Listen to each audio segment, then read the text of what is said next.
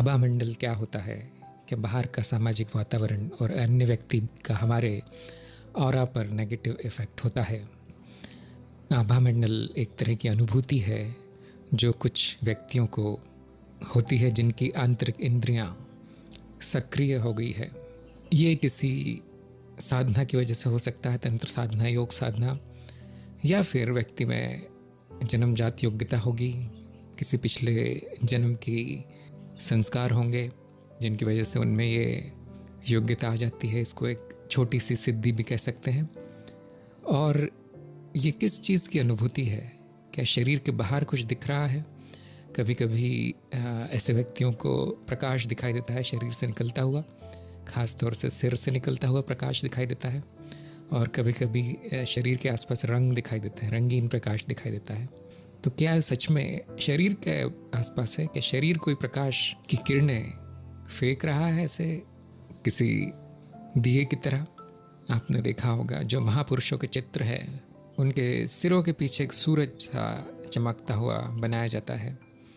ये आभा मंडल का ही चित्रांकन है। तो ये सभी को नहीं दिखाई देता, इसलिए इसका प्रमाण लोग नहीं ढूंढ पाते, वो मान नहीं पाते कि ऐसा कुछ है।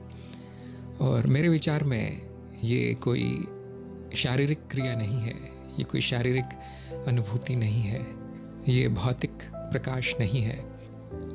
जो योगी है या फिर जो प्रतिभावान व्यक्ति है उसके चित्त में ये अनुभूति होती है। जो बाहर दिखाई देता है उसको ऐसा लगता है कि आंखों से दिख रहा है, लेकिन वो केवल आंतरिक इंद्रियों के द्वारा मिली हुई एक अनुभूति है जो कि चित्त बाहरी वातावरण पर, बाहरी व्यक्ति पर प्रक्षेपित करता है। एक तरह से वो चित्र एक दूसरे योग पर छापता है। वो इसी तरह से है जैसे आप एक चित्र ले और उसके ऊपर एक कांच पर बना हुआ आभा मंडल रख दें, तो अब ऐसा लगेगा कि उस चित्र पर ही आभा मंडल आ गया है। तो इस तरह का कार्य जो है चित्त के अंदर होता है, जो आंतरिक इंद्रियां हैं वो करती हैं। कभी कभी हम इन आंतरिक इंद्रियों को तीसरी आंख भी कहते हैं, या फिर आज्ञा चक्र का सक्रिय होना भी कहा जाता है। तो ये अनुभव हमें बाहरी जगत में होता हुआ दिखाई दे सकता है, लेकिन होता ये चित्त के अंदर है। बाहरी जगत से जो आंखों द्वारा निर्मित अनुभूति है उस पर चित्त द्वारा निर्मित अनुभूति प्रक्षेपित होती है। अब प्रश्न ये आता है कि ठीक है, ये आंतरिक इंद्रियों द्वारा मिली हुई अनुभूति है, लेकिन ये अनुभूति है किस चीज़ की, और उसका संबंध उस व्यक्ति से क्या है जिसके ऊपर ये प्रक्षेपित होती है? तो इसका उत्तर बड़ा सरल है। चित्त वो पराभौतिक अनुभूति कर रहा है जो उस व्यक्ति के कारण शरीर से संबंधित है। जिस व्यक्ति में ये प्रतिभा है उसकी आंतरिक इंद्रियां अब दूसरे व्यक्ति के कारण शरीर को या फिर सूक्ष्म शरीर को देख पा रही हैं, और वो किसी भी तन्मात्रा के रूप में आ सकता है। कभी कभी प्रकाश के रूप में भी आता है, कभी कभी भावनाओं के रूप में भी आता है। जैसे किसी व्यक्ति के पास आप बैठे हैं और वो उस व्यक्ति का स्वभाव अच्छा ना हो, वो व्यक्ति इतना शुद्ध चित्त का ना हो, तो आपको एक बड़ा बुरा अनुभव होगा। एक बुरी भावनाएं आपके मन में आएंगी, या तो डर आएगा, या तो गुस्सा आएगा, या तो घृणा का भाव आपके मन में आएगा। आपको समझ में नहीं आएगा कि ये क्यों हो रहा है, क्योंकि आप उस व्यक्ति से पहले कभी मिले भी नहीं।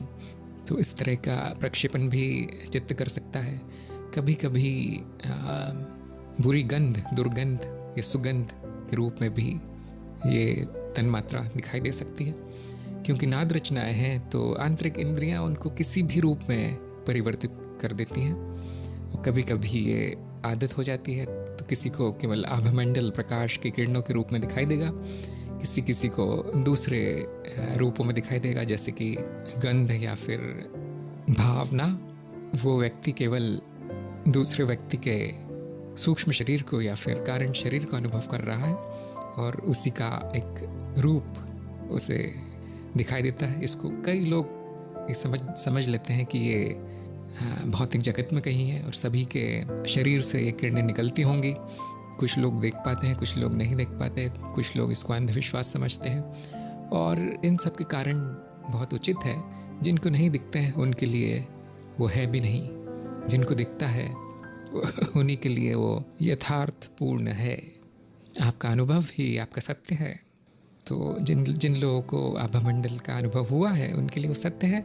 केवल उसको जागतिक या भौतिक न मान लें।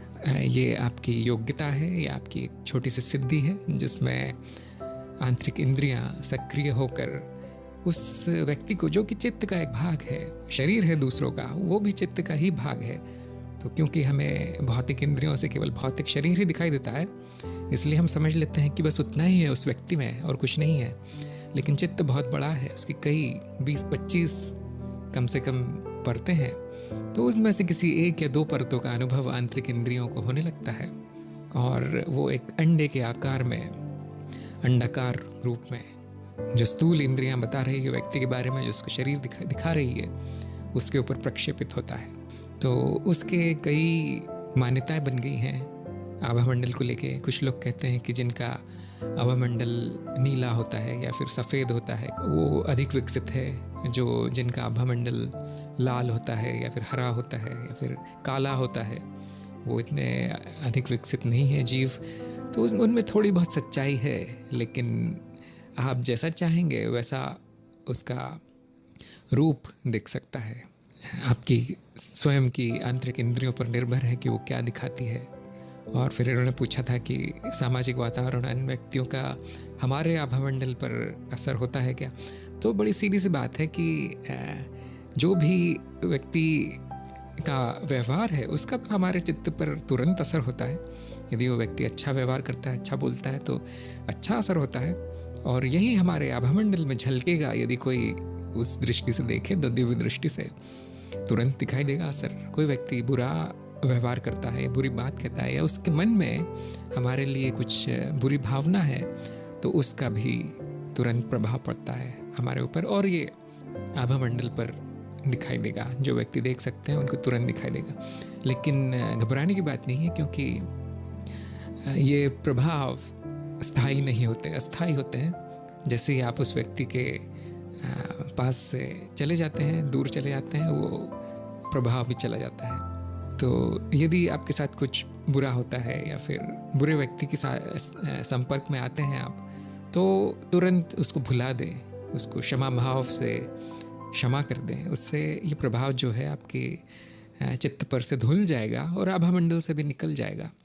लेकिन जो ये तो वही व्यक्ति कर सकता है जो जागृत है, जिसकी चेतना जागृत है, जिसमें क्षमा भाव प्राकृतिक रूप से आ गया है कि सभी व्यक्ति मेरा ही रूप है, तो कोई जो भी करे वो मेरा ही किया हुआ है, मेरे ही कर्म है जिसकी वजह से ये फल मुझे मिले हैं। तो ये प्राकृतिक क्षमा भाव है, उसका कोई भी असर आपके चित्त पर नहीं आएगा और आभामंडल में नहीं झलकेगा।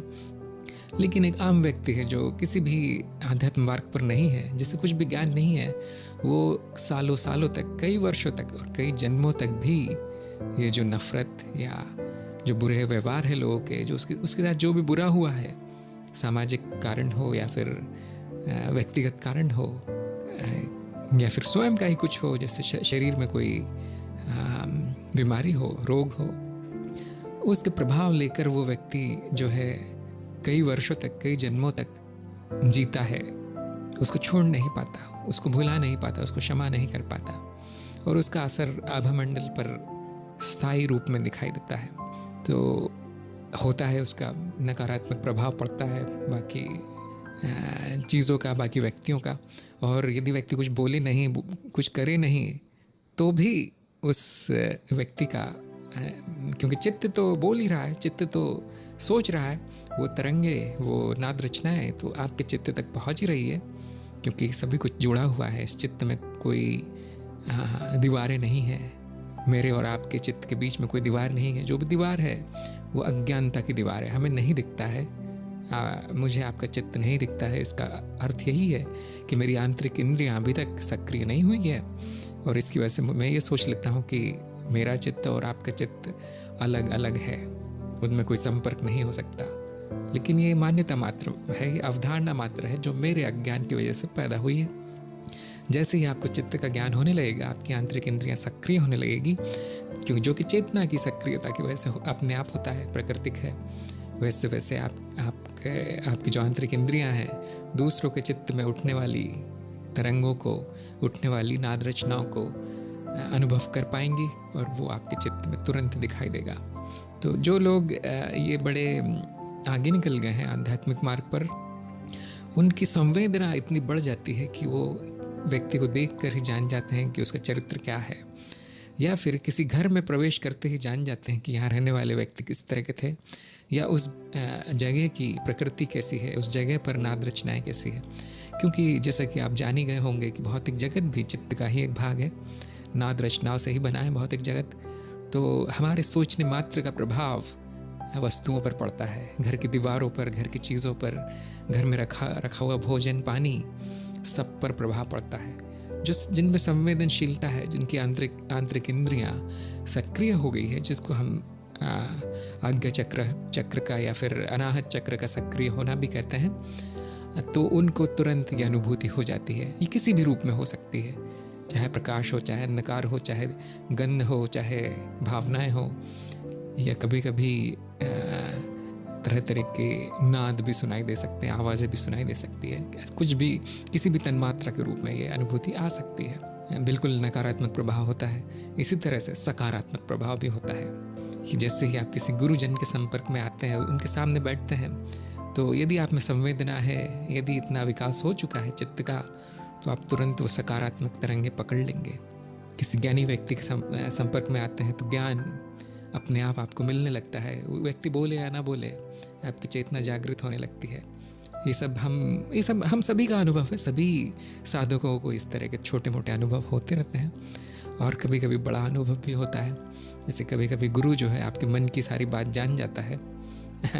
गुरु यहाँ तक जान जाता है कि आप क्या खाते हैं, क्या पीते हैं, किन लोगों के साथ रहते हैं, कहाँ जाते हैं। ये सब भी आपने कहानियाँ सुनी होंगी, और हम उस पर विश्वास नहीं करते। और सही बात है, अंधविश्वास करना भी नहीं चाहिए। अपने चित्त की प्रगति करते रहें, अपने चित्त को शुद्ध करते रहें। एक दिन आपको ये स्वयं अनुभूति होगी, और उसके बाद विश्वास या अंधविश्वास करने की कोई आवश्यकता नहीं रहेगी। वो आपका स्वयं का ज्ञान होगा। तो यदि मैं कह भी दूँ कि आभा मंडल ये होता है, वो होता है, ये प्रभाव होते हैं, वो प्रभाव होते हैं, या आंतरिक इंद्रियाँ होती है, ऐसी सूक्ष्म इंद्रियाँ होती है, तो आपको क्योंकि अनुभव नहीं है, उसका सत्य असत्य जानना असंभव होगा आपके लिए। तो आंख बंद करके इस पर विश्वास ना करें। जो मैं कहता हूँ ये केवल एक संकेत है कि आने वाली घटनाओं का, जो आपके साथ भी हो सकती है यदि आप आध्यात्म मार्ग पर चलते रहें तो।